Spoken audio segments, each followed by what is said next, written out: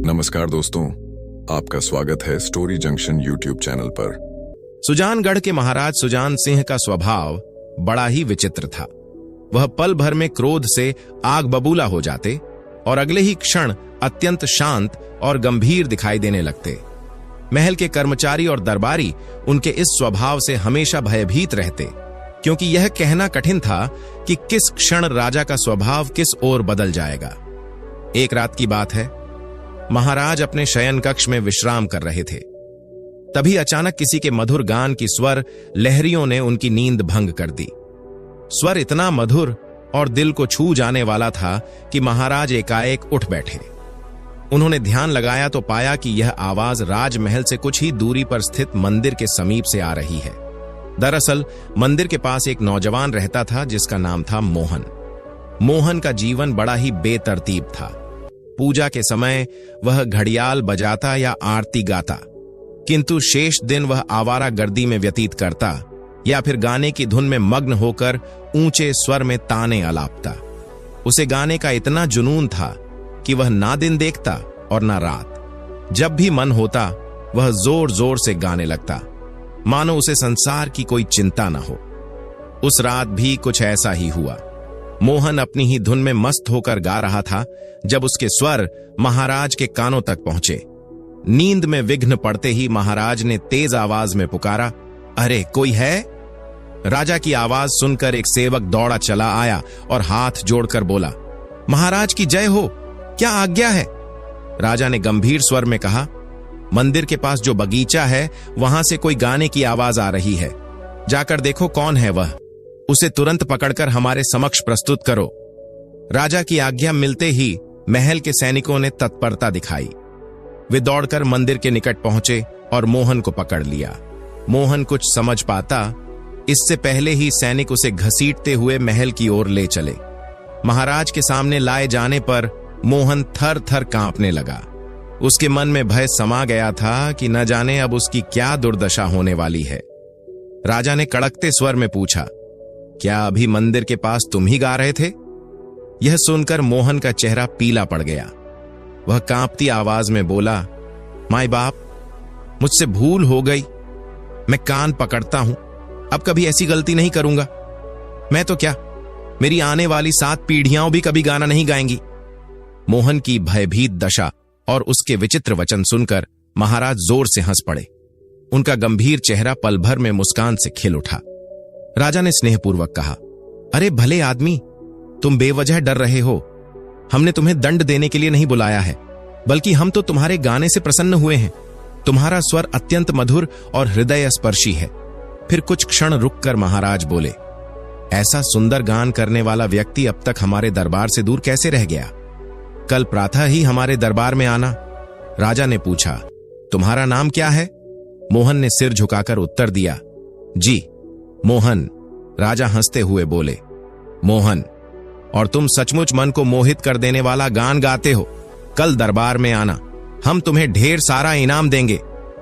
अगले दिन मोहन समय पर दरबार में उपस्थित हुआ। राजा ने पूरे दरबार के सामने उसका सम्मान किया और उसे बहुमूल्य वस्त्र, स्वर्ण मुद्राएं तथा बहुमूल्य आभूषण भेंट स्वरूप प्रदान किए। यही नहीं, राजा ने मोहन को अपने दरबार में एक स्थायी दरबारी गायक के रूप में नियुक्त कर लिया। धीरे धीरे मोहन ने अपनी कला और स्वभाव से राजा के दिल में एक विशेष स्थान बना लिया। राजा सुजानगढ़ महाराज सुजान सिंह अक्सर अपने विचारों में खो जाते थे। जब भी वह दरबार के झंझटों और राजकाज के भारी बोझ से थकते, तब उन्हें मोहन की मधुर आवाज में जैसे संजीवनी मिल जाती थी। मोहन का गाना सुनकर उनके तन मन की थकान दूर हो जाती और उनके चेहरे पर एक सुखद मुस्कान फैल जाती थी। राजमहल का वातावरण भी जब मोहन गाता तो एक अद्भुत शांति से भर जाता था। राजा अक्सर मन ही मन सोचा करते थे, मोहन के गले में तो जैसे कोई दिव्य शक्ति बसी है। इसकी रागिनी सुनकर तो मानो स्वर्ग के दरवाजे खुल जाते हैं। ऐसी ही एक रात का किस्सा है। उस दिन राजा अत्यधिक थके हुए थे, इसलिए जल्दी ही अपने शयन कक्ष में विश्राम करने चले गए। बिस्तर पर लेटते ही वह गहरी नींद में डूब गए। सोते हुए राजा ने एक विचित्र और सुंदर सपना देखा।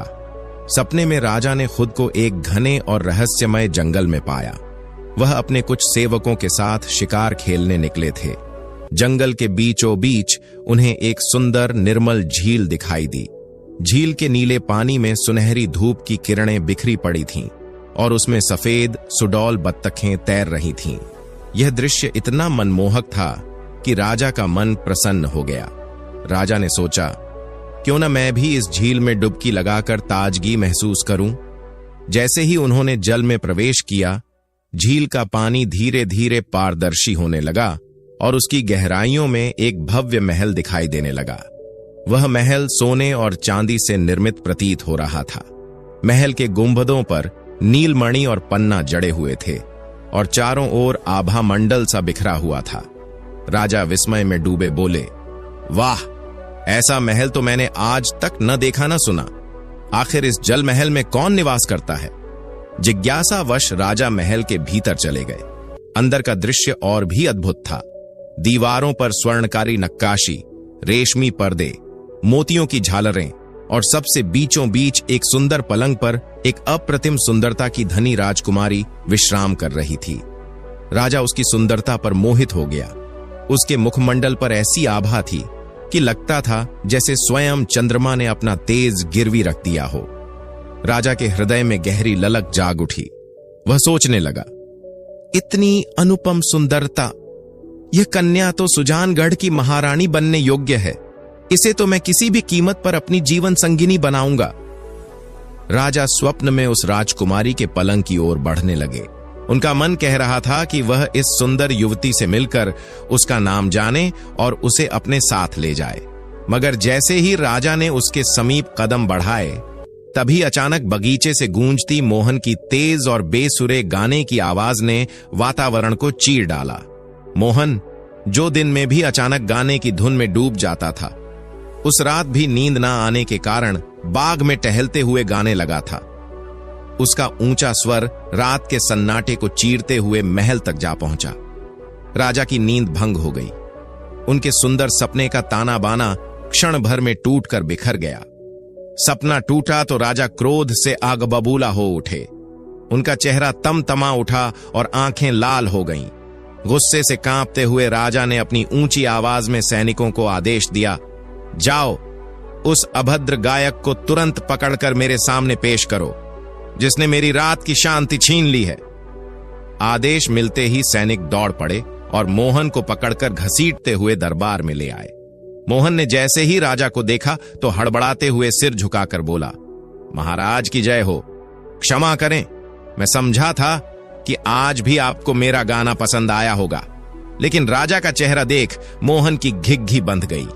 राजा दहाड़ते हुए बोले, खामोश नालायक, गधे कहीं के, तुझ जैसे बेसुरे गायक की वजह से मैं अपने सपनों की रानी से मिलते मिलते रह गया।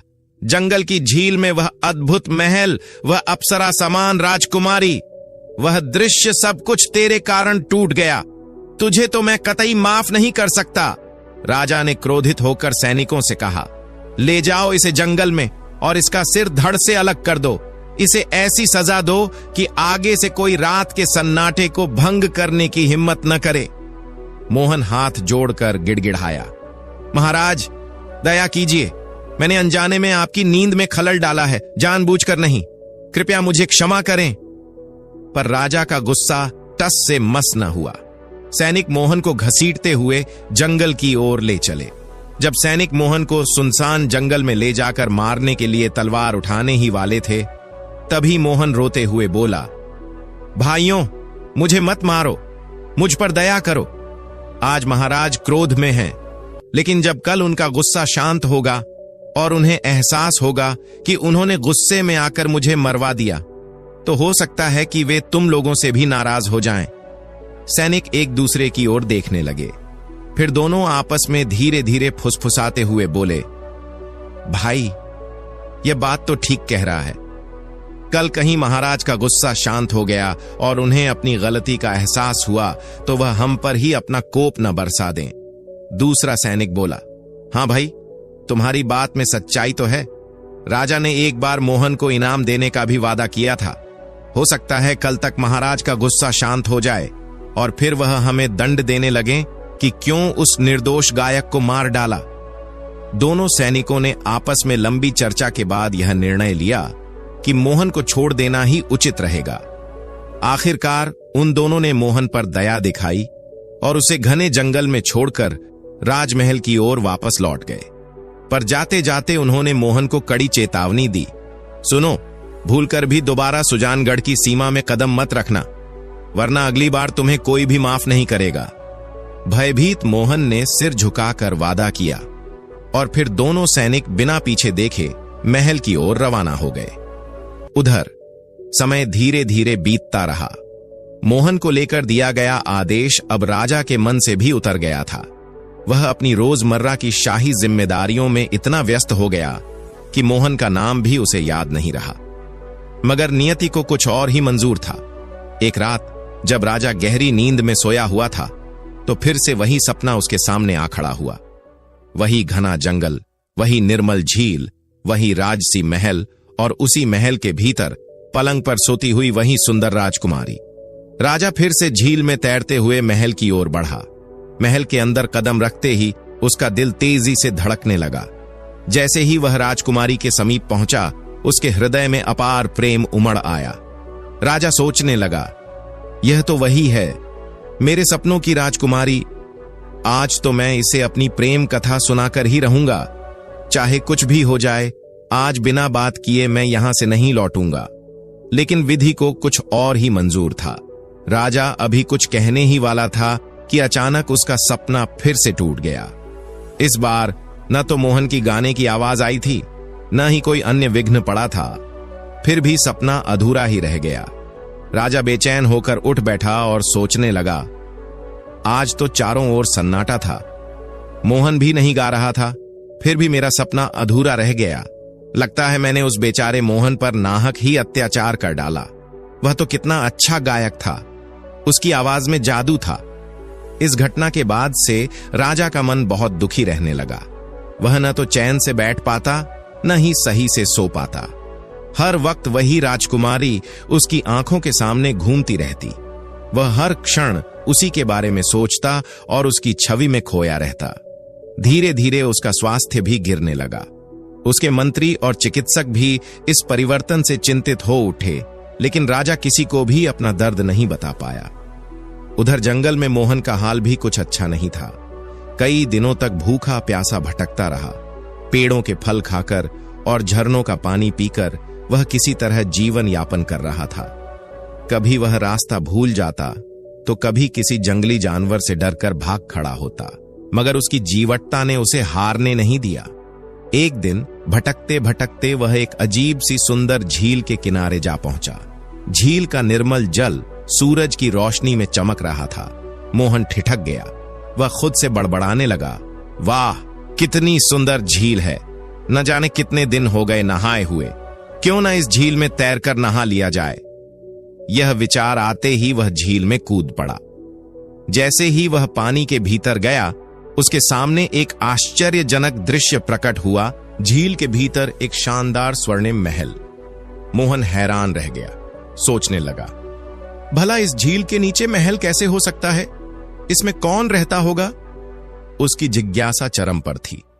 अपनी सारी हिम्मत बटोर कर वह धीरे धीरे उस भव्य महल की ओर बढ़ा। महल के अंदर पहुंचते ही उसने देखा कि एक सुंदर पलंग पर एक अप्सरा के समान दिव्य राजकुमारी सोई हुई थी। उसके सौंदर्य को देखकर मोहन के होश उड़ गए। वह घबरा गया और सोचने लगा, यह जरूर इस जल महल की राजकुमारी होगी। अगर इसके सैनिकों ने मुझे देख लिया तो मेरा अंत निश्चित है, जैसे सुजानगढ़ में होते होते बचा था। वह डर के मारे धीरे धीरे पलटने लगा कि तभी एक तेज आवाज गूंजी, ठहरो, डरते क्यों हो? डर के मारे कांपते हुए मोहन ने पलटकर देखा। सामने वही सुंदर राजकुमारी खड़ी थी, जो उसे स्नेहिल दृष्टि से देख रही थी। राजकुमारी ने मुस्कुराते हुए पूछा, तुम कौन हो और यहां कैसे आ गए? मोहन बुरी तरह घबराया हुआ बोला, जी मैं तो कोई नहीं हूं, गलती से आ गया हूं रानी जी। उसकी हकलाहट और मासूमियत देखकर राजकुमारी की हंसी छूट गई। राजकुमारी ने मन ही मन सोचा, मैं तो वर्षों से इस झील के महल में अकेली सोई हुई हूं, न कोई मनुष्य, न कोई जीव। आज यह पहला पुरुष यहां तक आया है। शायद यह वही है जिसे मेरे श्राप से मुक्ति दिलवाने का वरदान मिला है। लेकिन क्या यह सचमुच योग्य है? यह तो किसी साधारण कुल का युवक जान पड़ता है। फिर भी इसकी परीक्षा लेनी चाहिए।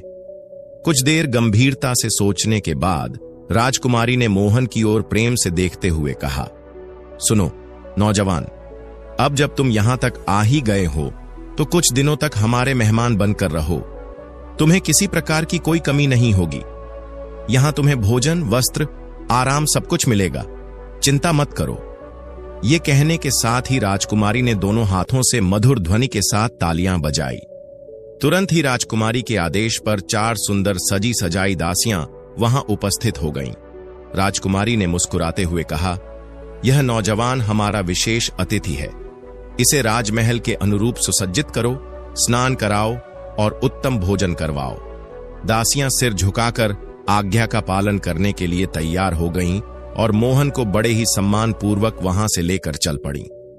मोहन को वे एक सुगंधित, सुंदर और चमचमाते स्नानागार में ले आईं। चारों ओर की दीवारें संगमरमर की थीं, जिनसे तरह तरह की भीनी भीनी खुशबुएं आ रही थीं। मोहन उस दृश्य को देखकर विस्मित रह गया और सोचने लगा, वाह, यह स्थान तो किसी स्वर्ग से कम नहीं है। कितनी सुंदर खुशबू है यहां। पर मैं तो साधारण आदमी हूं। मुझे जल्दी से 2 लोटे पानी डालकर नहा लेना चाहिए। कहीं यह स्थान गंदा हो गया और रानी जी नाराज हो गईं तो फिर से मेरी जान पर बन आएगी। इसी सोच विचार में डूबे मोहन ने दासियों की ओर देखा, जो अब भी मुस्कुरा रही थीं और उसे निहार रही थीं। मोहन थोड़ा संकोच में पड़ गया। वह हाथ जोड़कर बोला, आप सब कृपया यहां से चली जाइए, तभी मैं आराम से स्नान कर पाऊंगा। चारों दासियां उसकी मासूमियत पर मुस्कुरा उठीं। एक दूसरे की ओर देखकर वे धीरे धीरे हंसती हुई वहां से चली गईं। फिर वे सीधे राजकुमारी के पास पहुंची और सब कुछ बताते हुए हंसते हंसते कहने लगीं, महारानी जी, वह तो बहुत ही भोला भाला आदमी निकला। कहता है, आप लोग जाइए, तब मैं नहाऊंगा। यह तो बहुत साधारण मनुष्य है। राजकुमारी जी, आपके योग्य तो बिल्कुल भी नहीं दिखता। राजकुमारी ने मुस्कुराते हुए शांत भाव से उत्तर दिया, अरे अभी से निर्णय मत कर लेना, पहले उसे भली भांति तैयार होने दो। शायद उसके भीतर कुछ विशेषता छिपी हो जो हमें अभी दिखाई न दी हो। जाओ, जाकर देखो, शायद अब तक वह स्नान करके तैयार हो गया हो। उधर मोहन ने स्नान गृह में झटपट 2 लोटे पानी डाले, खुद को अच्छे से धोया और बाहर आ गया। उसने भीतर झांका तो देखा, सामने एक विशाल कक्ष में सुंदर सुंदर कीमती वस्त्र टंगे हुए थे। रेशमी, मखमली और सुनहरे धागों से सजे परिधान उसकी आंखों को चकाचौंध कर रहे थे। मोहन को कुछ देर तक तो विश्वास ही नहीं हुआ कि वह सच में ऐसे भव्य वस्त्रों के सामने खड़ा है। लेकिन अपने साधारण स्वभाव के अनुसार मोहन ने कोने में टंगे हुए साधारण कपड़े चुने, जो न तो बहुत भारी थे और न ही झिलमिलाते। उसे यही ठीक लगा और उसने वे ही कपड़े पहन लिए। उन साधारण वस्त्रों में भी वह अपने सादगी पूर्ण व्यक्तित्व से बड़ा सुंदर लग रहा था। तैयार होने के बाद दासियां उसे महल के भोजनालय में ले गईं। वहां एक लंबी मेज पर तरह तरह के व्यंजन सोने, चांदी और पीतल की तस्तरियों में सजे हुए थे। हलवे, पूरियां, मिठाइयां, कई तरह की दालें, पकवान और स्वादिष्ट मिष्ठान्न देखकर मोहन के होश उड़ गए। वह मन ही मन सोचने लगा, हे भगवान, मैं तो रोज दाल रोटी खाकर गुजारा करता हूं। इतने सारे पकवान खा लिए तो कहीं मेरा पेट ही खराब ना हो जाए। फिर भी आदर सत्कार से संकोच करते हुए वह बैठा और सबसे सादी पीतल की तस्तरी उठाकर उसमें दाल, चावल और रोटी ले ली। धीरे धीरे खाने लगा, लेकिन जैसे जैसे स्वाद उसकी जीभ पर आया, वैसे वैसे वह गपागप खाने लगा। कुछ ही देर में उसने पूरी तस्तरी साफ कर दी और पेट सहलाते हुए संतोष से मुस्कुरा दिया।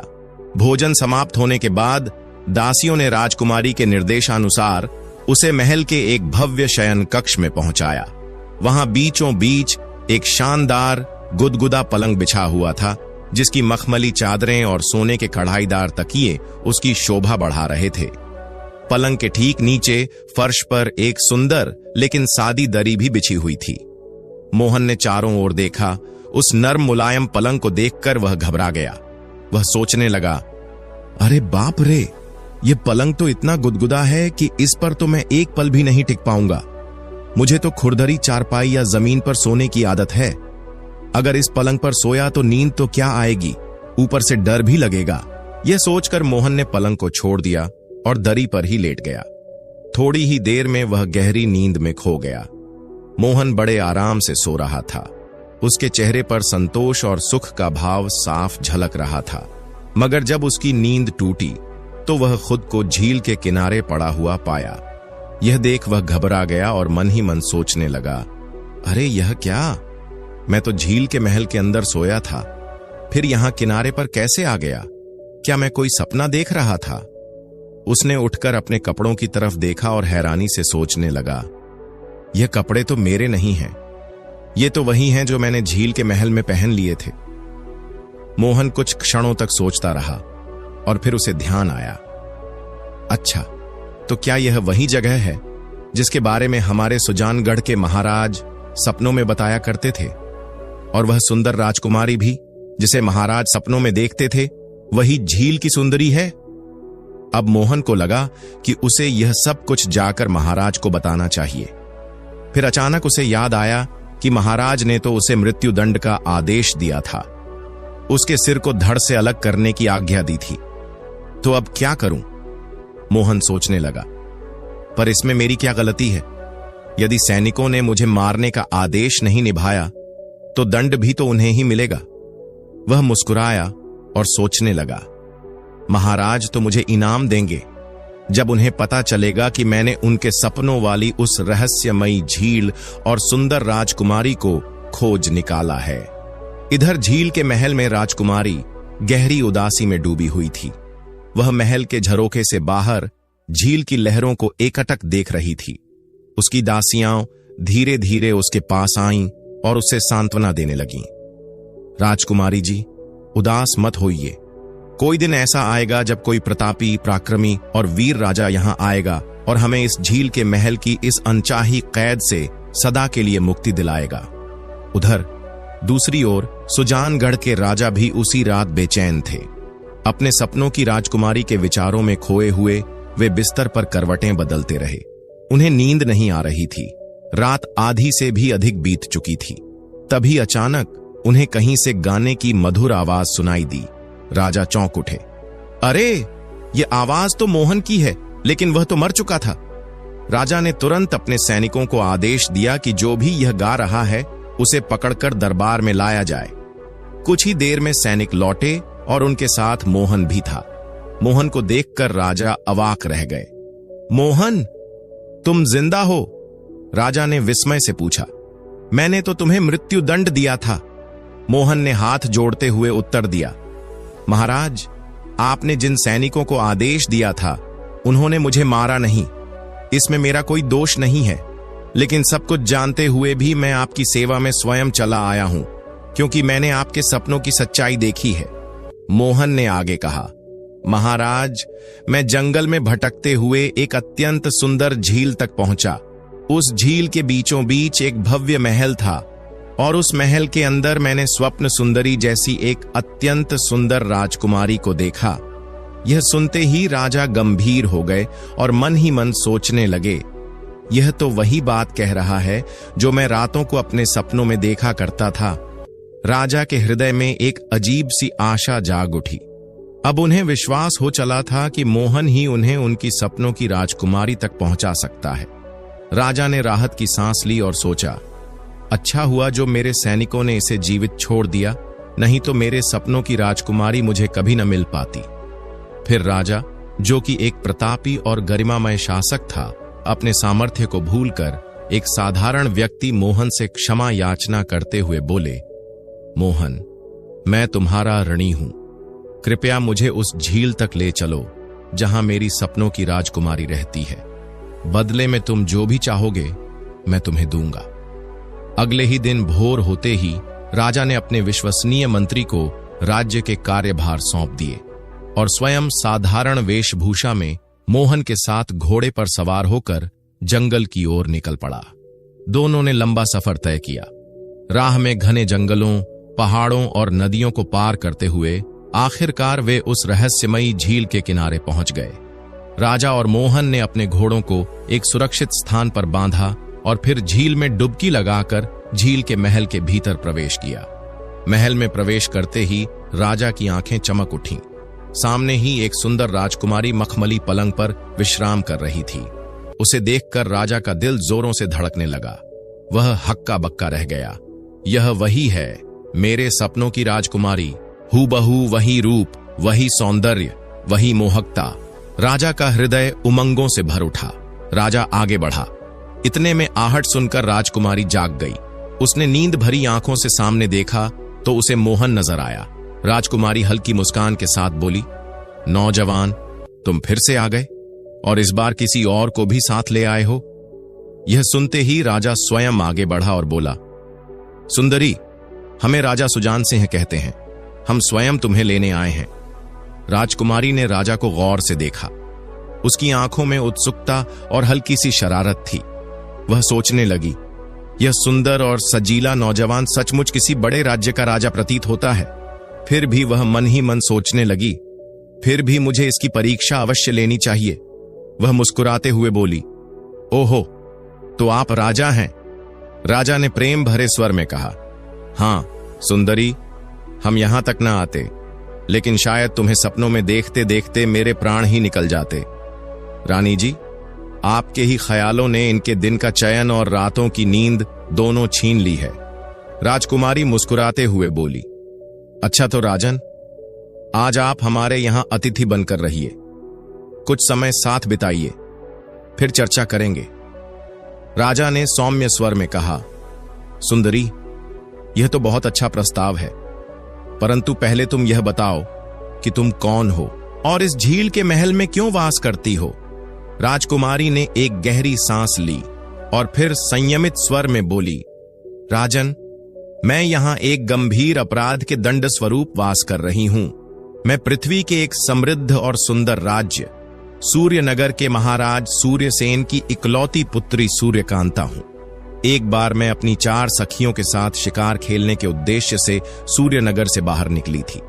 संयोगवश दिन भर में हमें कोई अच्छा शिकार नहीं मिला। तभी इस मनोरम झील पर एक अनुपम सुंदरता वाली बतख तैरती हुई दिखी। वह क्षण भर रुकी, फिर बोली, राजन, शिकार के मोह में मैंने उस निष्पाप जीव को अपने बाण का लक्ष्य बना लिया। जैसे ही मैं और मेरी 4 दासियां बतख को पकड़ने के लिए झील में उतरी, एक रहस्यमयी चुंबकीय शक्ति ने हमें इस अद्भुत महल के भीतर खींच लिया। अंदर जाकर हमने देखा कि एक युवक पलंग पर पड़ा हुआ था, जो तीर से घायल था। वह पीड़ा से तड़पते हुए अंतिम शब्दों में कह रहा था, अरे पत्थर दिल राजकुमारी, तूने केवल अपने मनोरंजन के लिए मेरी हत्या कर दी। उस युवक ने दम तोड़ते हुए यह श्राप दिया कि अब तू इस महल से कभी बाहर नहीं निकल सकेगी। मासूम जीवों पर अत्याचार करने के लिए यही तेरी सजा है। राजकुमारी की आंखों में पश्चाताप की नमी तैर आई। उसने आगे कहा, मैंने बहुत विनती की, कहा कि मुझसे भूल हो गई, मुझे क्षमा करें। मैंने वचन दिया कि भविष्य में मैं किसी भी जीव जंतु पर अत्याचार नहीं करूंगी। तभी झील के देवता प्रकट हुए।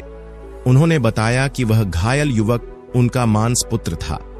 देवता ने करुणा से कहा, बेटी, दुखी मत हो, तुम्हें सदा के लिए इस महल में नहीं रहना पड़ेगा। जब भी तुम्हारे योग्य कोई वीर, पराक्रमी और सत्यप्रिय राजा या राजकुमार यहां आएगा, वह तुम्हें इस बंदी गृह से मुक्त कर ले जाएगा। परंतु ध्यान रखना, यदि तुम अपने होने वाले पति के चयन में भूल कर बैठी तो तुम्हें जीवन भर इस महल में कैद रहना होगा। राजकुमारी सूर्यकांता की कथा सुनकर राजा गंभीर हो गया। उसने स्नेह से कहा, प्रिय सूर्यकांता, फिर देर किस बात की है? हम तुम्हें इस कैद से मुक्त कराने के लिए ही आए हैं। चलो हमारे साथ। अब मैं एक क्षण भी तुम्हें इस बंदी गृह में नहीं रहने दूंगा। मुस्कुराती हुई राजकुमारी ने विनम्रता से उत्तर दिया, नहीं राजन, आज नहीं। आज तो आप हमारे अतिथि हैं। पहले स्नान कीजिए, फिर उत्तम भोजन का आनंद लीजिए। जैसे ही राजकुमारी ने तालियां बजाईं, 4 सखियां उपस्थित हो गईं। राजकुमारी ने उन्हें आदेश दिया कि वे महाराज को स्नानागार ले जाएं। दासियों ने सम्मानपूर्वक राजा को स्नानागार पहुंचाया। स्नानागार का दृश्य अत्यंत भव्य था। संगमरमर की दीवारें, सुगंधित जल और सोने की नक्काशीदार कलशों से झरता जल।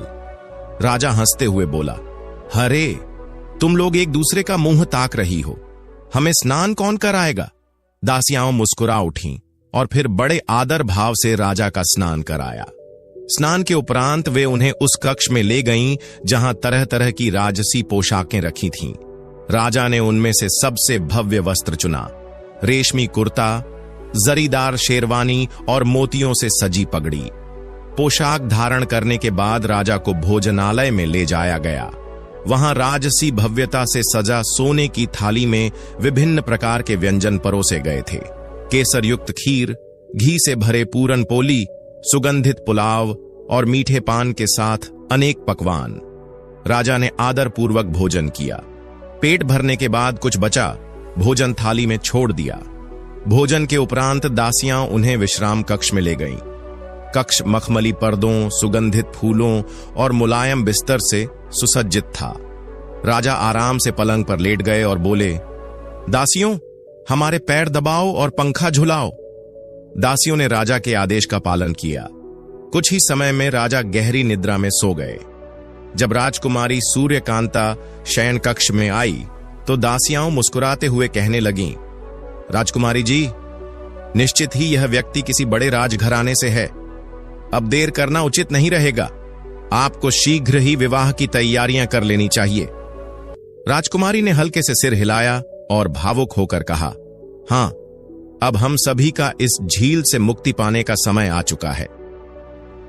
अगली सुबह जब राजा सुजान सिंह नींद से जागे तो देखा कि झील महल में राजकुमारी सूर्यकांता और उनके विवाह की सारी तैयारियां पूरी हो चुकी थीं। पूरे महल में उत्सव का वातावरण था। चारों ओर सुगंधित फूलों की मालाएं सजाई गई थीं और राजसी वाद्य यंत्रों की मधुर ध्वनि गूंज रही थी। थोड़ी ही देर में राजकुमारी सूर्यकांता और राजा सुजान सिंह ने बड़ी धूमधाम से एक दूसरे के गले में जयमाला डालकर विधिपूर्वक विवाह कर लिया। विवाह की रस्म पूरी होते ही जैसे कोई चमत्कार घटित हो गया। झील का वह भव्य महल स्वयं ही पानी से ऊपर उठने लगा। यह दृश्य देख सभी दासियां और मोहन भी आश्चर्यचकित रह गए। राजा सुजान सिंह, रानी सूर्यकांता और सभी दासियां जैसे ही महल से बाहर निकले, तभी अचानक झील महल धीरे धीरे फिर से उसी झील के गहरे जल में विलीन हो गया। यह दृश्य इतना अद्भुत था कि सभी का मन श्रद्धा और विस्मय से भर गया। रानी सूर्यकांता को अपने साथ लेकर राजा सुजान सिंह सूर्यनगर की ओर रवाना हुए। वहां पहुंचकर जब राजा सूर्यसेन ने अपनी खोई हुई प्रिय पुत्री को सकुशल देखा तो उनकी आंखों में प्रसन्नता के आंसू छलक आए। उन्होंने बड़े प्रेम और आदर से अपने दामाद राजा सुजान सिंह का स्वागत किया और कई दिन तक उन्हें और रानी सूर्यकांता को अपने महल में सम्मान पूर्वक अतिथि बनाकर रखा। कुछ समय तक ससुराल में खुशी खुशी रहने के बाद राजा सुजान सिंह अपनी प्रिय रानी सूर्यकांता को साथ लेकर अपने राज्य लौट आए। अपने सपनों की राजकुमारी से विवाह कर राजा अत्यंत प्रसन्न थे। रानी सूर्यकांता भी महाराज सुजान सिंह को अपने पति के रूप में पाकर अत्यधिक आनंदित थीं। दोनों का जीवन प्रेम और मधुरता से भरा हुआ था, मानो स्वर्ग से कोई सुखद अनुभूति पृथ्वी पर उतर आई हो। किंतु समय का चक्र सदैव एक सा नहीं रहता। धीरे धीरे उनके इस आनंदमय जीवन में भी कठिनाइयां आने लगीं। रानी ने अनुभव किया कि जब कोई दो लोग पति पत्नी के रूप में एक साथ रहने लगते हैं, तब समय के साथ एक दूसरे के गुणों के साथ साथ कमियां भी सामने आने लगती हैं। रानी ने कई बार देखा कि महाराज सुजान सिंह छोटी छोटी बातों पर शीघ्र क्रोधित हो जाया करते थे। यद्यपि उनका क्रोध कुछ समय बाद शांत हो जाता था, फिर भी यह स्वभाव उनके सुखी जीवन में अशांति उत्पन्न करने लगा था।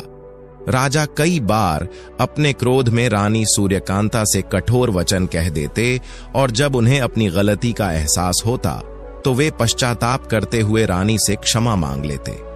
रानी ने कई बार उन्हें समझाने की चेष्टा की, किंतु राजा का स्वभाव तत्काल बदलना सरल नहीं था। एक दिन रानी सूर्यकांता ने बड़े प्रेम से महाराज से कहा, महाराज, आपके जैसे पराक्रमी, वीर और धर्मनिष्ठ राजा को पति के रूप में पाकर मैं स्वयं को अत्यंत सौभाग्यशाली मानती हूं, किंतु आपका यह क्रोधी स्वभाव न केवल हमारे लिए अपितु हमारे भविष्य के लिए भी उचित नहीं है। राजा सुजान सिंह ने गंभीरता से रानी की बातों को सुना और सिर झुकाते हुए कहा, प्रिय, तुम्हारी बातें बिल्कुल सत्य हैं। मैं स्वयं भी जानता हूं कि यह क्रोध मेरा सबसे बड़ा शत्रु बन गया है। चाहकर भी मैं इस स्वभाव पर अंकुश नहीं लगा पाता और बाद में पछताना पड़ता है। तब रानी सूर्यकांता ने उन्हें सुझाव दिया, महाराज, यदि आप उचित समझें तो हमारे कुलगुरु कृपा शंकर जी से मिलिए, जो विराट वन में कुटिया बनाकर तपस्या कर रहे हैं। वे अवश्य ही आपको इस दोष से मुक्ति पाने का मार्ग बताएंगे। राजा को रानी का सुझाव उचित और सार्थक लगा। उसी दिन वे विराट वन की ओर प्रस्थान कर गए। वहां पहुंचकर राजा ने विनम्रता पूर्वक गुरुदेव कृपाशंकर जी को प्रणाम किया और अपनी समस्या उनके समक्ष रखी। राजा ने कहा, गुरुदेव, मैं अपने क्रोधी स्वभाव के कारण अत्यंत कष्ट में हूं। कृपया मुझे ऐसा उपाय बताइए जिससे मैं इस दोष से मुक्त हो सकूं। गुरुदेव ने गंभीरता से कहा, राजन, क्रोध राजा के लिए एक स्वाभाविक प्रवृत्ति है, किंतु उसकी अधिकता विनाश का कारण बनती है। मुझे प्रसन्नता है कि तुम अपनी गलती को पहचानते हो। चिंता मत करो, यह दोष दूर हो सकता है, पर इसके लिए तुम्हें संयम, साधना और सेवा का मार्ग अपनाना होगा। यदि तुम कुछ समय तक मेरे आश्रम में रहकर साधना करोगे तो निश्चित ही परिवर्तन संभव है। राजा ने बिना किसी संकोच के उत्तर दिया, गुरुदेव, मैं आपके आदेश का पालन करूंगा। आज से ही आपके चरणों में रहकर साधना करूंगा। इसके बाद राजा सुजान सिंह ने गुरुदेव के आश्रम में रहना आरंभ कर दिया। प्रतिदिन प्रातःकाल वे स्नान कर तपस्वी जीवन जीने के लिए तैयार हो जाते। गुरुदेव उन्हें विभिन्न योग साधनाएं सिखाते, प्राणायाम, ध्यान और आत्मनियंत्रण की क्रियाएं। इसके बाद राजा आश्रम के अन्य कार्यों में भी श्रम पूर्वक भाग लेने लगे, जैसे झाड़ू लगाना, जल लाना, कंद मूल और फल इकट्ठा करना और गुरुदेव की सेवा करना। राजसी जीवन छोड़कर इस साधारण जीवन में आकर राजा ने जीवन के वास्तविक आनंद और शांति को अनुभव करना आरंभ कर दिया। आश्रम में राजा के भोजन का साधन केवल वन से प्राप्त कंद मूल और फल थे। न कोई ऐश्वर्य था, न कोई राजसी ठाठ, परंतु इस साधन जीवन ने राजा के अंतर्मन को शुद्ध करना आरंभ कर दिया। धीरे धीरे योग साधना और गुरुदेव की सेवा के प्रभाव से राजा का क्रोधी स्वभाव मृदुता में परिवर्तित होने लगा। उनका मन शांत और स्थिर हो चला था।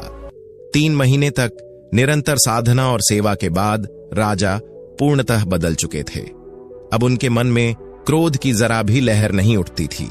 जहां पहले छोटी छोटी बातों पर उनकी भ्रिकुटियां तन जाती थीं, अब वही बातें उन्हें मुस्कुराकर सहन करने का अभ्यास बन गई थीं। फिर एक दिन गुरुदेव ने उन्हें स्नेहपूर्वक बुलाया और कहा, राजन, अब समय आ गया है कि तुम अपने राज्य में लौटो और अपनी प्रजा की सेवा करो।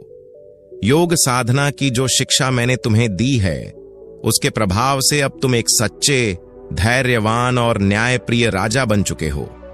राजा ने विनम्रता से कहा, जी गुरुदेव, आपकी बात 100% सत्य है। मैं भी अपने भीतर एक गहरे बदलाव को अनुभव कर रहा हूं। मेरा चित्त अब पहले से अधिक शांत, स्थिर और संतुलित हो गया है। गुरुदेव ने प्रसन्न होकर कहा, तो ठीक है राजन, अब समय आ गया है कि आप अपने राजमहल लौट जाएं और अपने कर्तव्यों का निष्ठा से पालन करें। साथ ही मेरी सिखाई गई योग साधना का नियमित अभ्यास करते रहिए। यदि आप साधना में निरंतरता बनाए रखेंगे तो आप जीवन भर संयमी, धैर्यशील और भयमुक्त बने रहेंगे। गुरुदेव से विधिवत आज्ञा लेकर और उनका आशीर्वाद प्राप्त कर महाराज सुजान सिंह अपने महल की ओर लौट पड़े। रानी सूर्यकांता अपने पति को देखकर अत्यंत प्रसन्न हुई। जैसे जैसे दिन बीतते गए, रानी ने स्वयं अनुभव किया कि महाराज अब पहले जैसे नहीं रहे। उनके चंचल और क्रोधी स्वभाव का कहीं नामोनिशान भी नहीं था।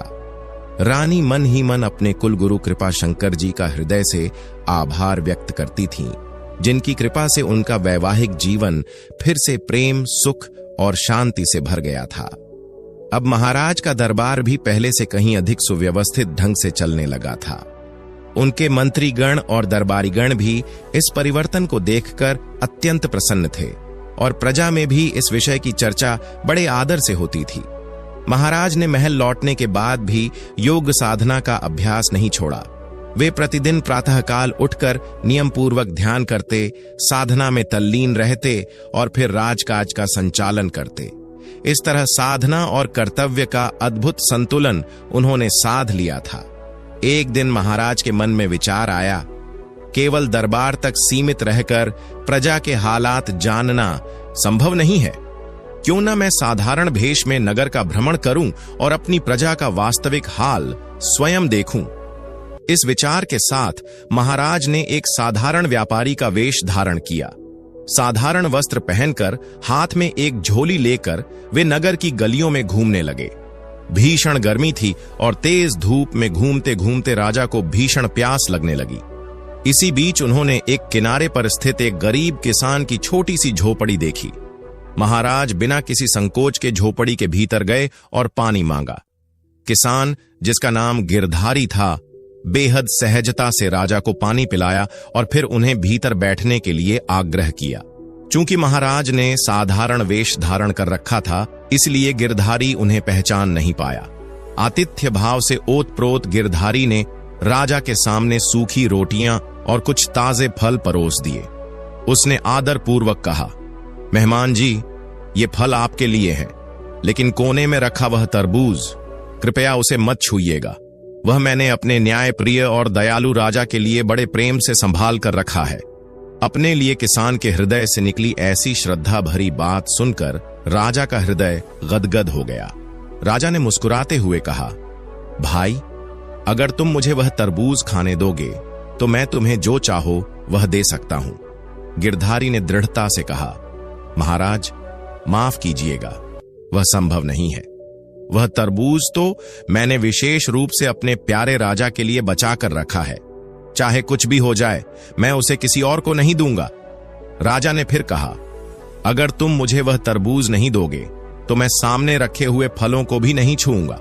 गिरधारी ने मुस्कुराते हुए उत्तर दिया, ठीक है, आप मत खाइए, लेकिन तरबूज आपको फिर भी नहीं दूंगा।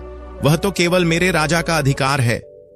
यह सुनकर महाराज ने किसान के प्रेम और निष्ठा को मन ही मन नमन किया। फिर उन्होंने अन्य फलों से अपना पेट भरा और किसान से अनुमति लेकर महल की ओर लौट गए। लगभग 15 दिन बाद वही किसान अपने बहुमूल्य तरबूज के साथ राज दरबार में पहुंचा। जैसे ही दोनों की नजरें मिलीं, वे एक दूसरे को पहचान गए। राजा ने हंसते हुए कहा, अगर मैं तुम्हारी भेंट स्वीकार न करूं तो?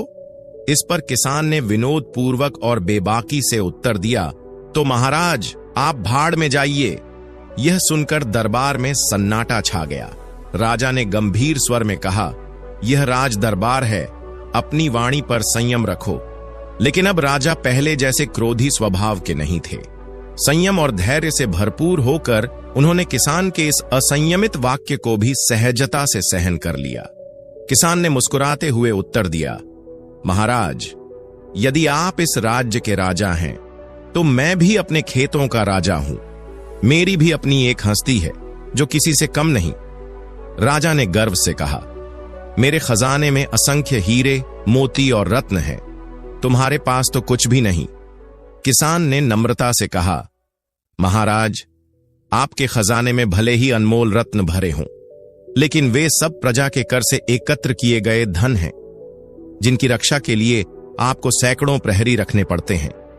जबकि मेरे पास जो खजाना है वह मेरे परिश्रम से उपजा है और सैकड़ों भूखों का पेट भरता है। यदि समय मिले तो चलिए मेरे खजाने को देखिए, तब निर्णय कीजिए कि असली खजाना किसके पास है। किसान के इन शब्दों ने राजा के मन में गहरी उत्सुकता जगा दी। उन्होंने उसी क्षण किसान के साथ उसके खेतों की ओर प्रस्थान किया। किसान राजा को अपने हरे भरे खेतों में ले गया और गर्व से बोला, राजन, देखिए, ये लहलहाती फसलें, यही मेरा खजाना है। इससे पैदा होने वाला अन्न सैकड़ों लोगों का जीवन बचाता है। आप अपने हीरे मोती तो खाकर पेट नहीं भर सकते, लेकिन मेरी इस धरती से उपजा अनाज न जाने कितनों का जीवन संवारता है। अब बताइए, असली खजाना मेरे पास है या आपके पास? किसान की इन गूढ़ और सच्ची बातों को सुनकर राजा का हृदय आनंद और गर्व से भर गया। उन्होंने किसान को गले से लगा लिया और कहा, जिस राज्य में तुम्हारे जैसे मेहनती, आत्मनिर्भर और निडर किसान बसते हों, उस राज्य का सौभाग्य तो स्वर्ग से भी श्रेष्ठ है। इस प्रकार राजा ने उस सरल हृदय किसान की प्रशंसा करते हुए उसे ढेरों आशीर्वाद दिए और अत्यंत प्रसन्नता के साथ अपने महल लौट आए। राजा सुजान सिंह ने फिर कई वर्षों तक अपने राज्य और प्रजा की सेवा की और अपना जीवन आदर्श रूप में जिया। इस कहानी का नीति संदेश है, सच्चा धन बाहरी खजानों में नहीं, बल्कि परिश्रम, ईमानदारी और सेवा भाव में छिपा होता है।